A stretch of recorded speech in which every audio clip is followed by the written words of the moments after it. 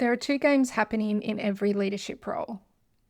The first one is the one that everyone can see, the strategy, the targets, the meetings, decisions, and the result at the end of the quarter.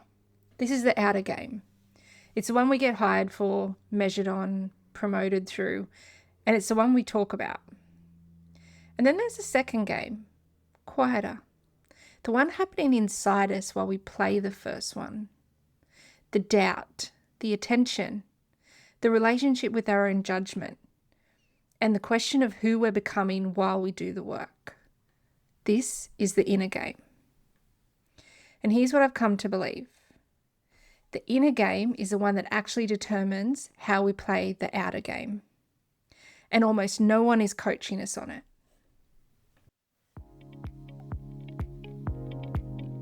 Welcome to The Threshold, where we say the quiet part of leadership out loud. A show about the space between who you were and who the role asks you to be. I'm Amanda Ramplin. The phrase the inner game comes from a man named Tim Gallwey, who wrote a book in the 1970s called The Inner Game of Tennis. Gallwey was a tennis coach, and he noticed something that changed how he taught. The biggest obstacle to a player's performance wasn't their opponent. It was what was happening inside their own head. The self-doubt, the constant self-instruction, the judgment running underneath every shot. He found that when he could help a player quiet that inner interference, they played better. And not because he'd taught them anything new about tennis, but because he'd helped them get out of their own way. I've thought about that idea for years because it maps so cleanly onto leadership. The outer game of leadership is real and it matters, but the inner game is the one that decides how we play it. And this whole season, without naming it, has been about the inner game. So today, in this last episode of season 1, I want to add something new. I want to draw the season together and name what's been sitting underneath it all. And I'll leave you with one question I think it all comes down to. If you've been with me across this season, this is what we've covered. You've sat in the doorway, the moment when more is being asked of you than before, and you're standing on the edge of it, wondering whether you're actually the right person to walk through. We said that standing in the doorway is the work itself, not a thing to get past quickly, the work. You felt the trap of working harder. The way our first instinct when the role gets bigger is to do more of what already made us successful. And the slow discovery that you can't outwork a threshold. That at some point, the overfunctioning stops being the answer and starts being the thing in the way. You've noticed the performance of having it together. The energy we spend looking certain, looking calm, and looking like we've got it handled. And the quiet cost of it. That we can't be great leaders and great performers at the same time. At some point, we have to choose. You've heard the voice at 4 a.m., the one that builds a case against you in the dark when your brain is running without context.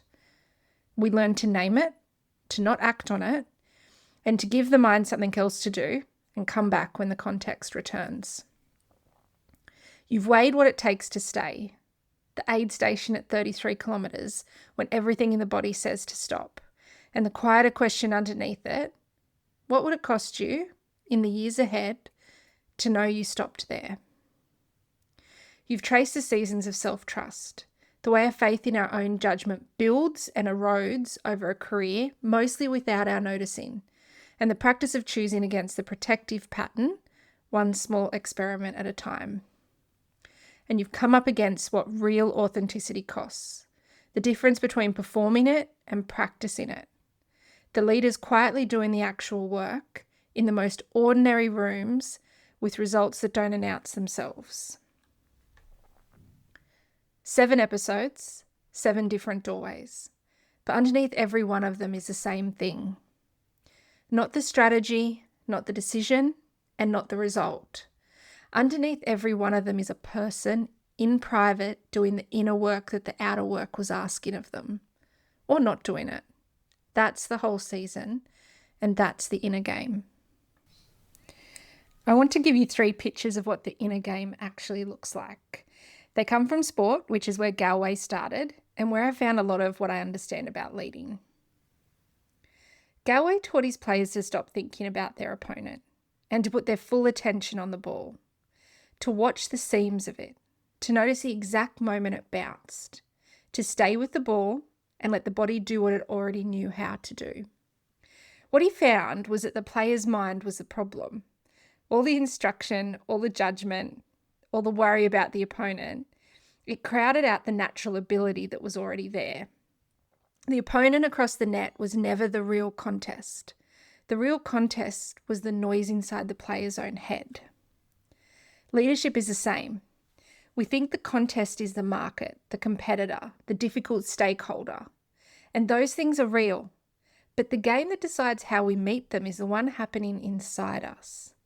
Where is your attention? Is it on the ball in front of you? Or is it on the story you're telling yourself about whether you're good enough to be playing? The inner game begins where we put our attention. The second picture comes from running, which some of you know is where I do a lot of my thinking. When you run a long race, there's a particular danger early on. Someone passes you, running faster than you plan to run, and something in you wants to go with them, to match their pace and not be left behind. And almost every time, if you go with them, you pay for it later. The race is long and their pace isn't your pace.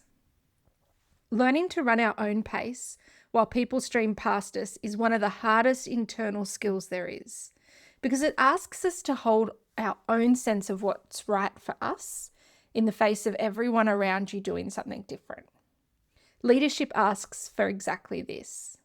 There will always be someone moving faster, scaling quicker, making the bolder call, and getting the louder applause. The inner game is whether you can stay with your own pace, your own values, your own sense of the right way to lead.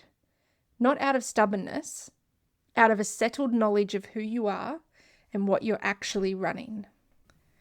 Now, it is rugby league season, so it'd be remiss of me not to add this. The third picture comes from rugby league. There's a thing that the very best captains do that you can miss if you're not watching for it. The play breaks open, the captain has the ball, and the right move is to give it to the player on the outside. They have more room to run, so they throw the pass. That part, most leaders can do. Get the ball to the right person at the right moment. But watch what the best ones do next. They don't stop and admire the pass. They run. They follow the player they've just given it to the length of the field in support. So that when the next moment comes, the next tackle, the next decision, they're there, right alongside. Most leaders can throw the pass. We can delegate. We can give the work to the person who should have it. The inner game is whether you keep running afterwards, whether you stay in support once you've let go, whether handing over the work means abandoning it or running alongside it. The throw is the outer game. The run afterwards is the inner one. Attention, identity, and commitment. Where you put your focus, whether you can hold your pace, and whether you keep running once you've let go. None of these show up on the org chart, and none of them are the objectives for the year. No one will measure you on them directly. They're the inner game, and they're quietly what everything else rests on. Here's the strange thing about the inner game. Almost everything in a leader's development is aimed at the outer one. The courses, the frameworks, the feedback, all of it pointed at the visible work. The strategy, the influence, the execution, and all of it useful. But almost no one sits you down and asks where your attention goes when the pressure rises, whether you can hold your own counsel when everyone around you is moving faster, whether you can let go of work without abandoning the person you gave it to. These are the things that actually decide how you lead, and they're the things we are least often helped with. So we end up strong in the outer game and largely alone on the inner one. We get better and better at the visible work, while the invisible work, the work that determines whether the visible work holds, goes quietly unattended until a threshold arrives and asks for it directly. This is what the whole season has been pointing at. The outer work of leadership is real. The strategy matters, the decisions matter, and the results matter. I'm not here to tell you they don't. But the outer work keeps asking something of us on the inside. It asks us to stand in the doorway instead of rushing through it. To stop outworking what we can't outwork. To choose presence over performance. To not be run by the voice at 4 a.m. To stay when staying is hard. To keep trusting our own judgment even after we've been wrong. And to pay the real cost of being authentic instead of performing it. Every threshold we've talked about this season starts on the outside and turns quietly into something interior.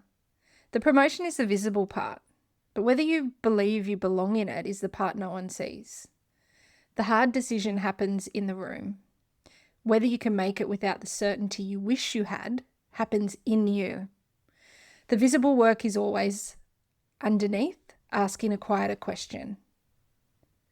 Are you willing to do the inner work that the outer work requires? Because the outer work will keep coming. It always does. The next threshold is already on its way. The only real question is whether you'll meet it from the inside or keep trying to meet it from the outside. And if there's one thing I hope this season has offered, it's a reminder that you don't have to meet it from the outside alone. The inner work has a shape. It can be named and practiced and returned to. That's what we've been doing here together for 8 episodes, saying the quiet part out loud. So it stops being something you carry by yourself. So here's the question to carry out of the season. Where, right now, is the outer work asking something of you on the inside that you've been trying to answer from the outside? Maybe it's a place you've been working harder when the work isn't the answer. A pace you've been matching that was never yours. Or a piece of work you handed over and then stopped running alongside. Let the question find the place it belongs. You'll know when it lands. That's episode 8, and it's the close of season 1 of The Threshold. I want to thank you for being here for it, for sitting with these 8 conversations, whether it be in the car, on a walk, early in the morning before the day starts asking things of you. This season was about the experience of being at the threshold, the inner work that gets asked of us when more is being asked. I hope it's given you some language for things you've been carrying quietly. Where this season was me, sitting with the experience itself, in season 2 I'll be in conversation with leaders who've crossed their own thresholds, people who've stood in their own doorways and walked through. I want you to hear how it actually sounds in their words from the inside.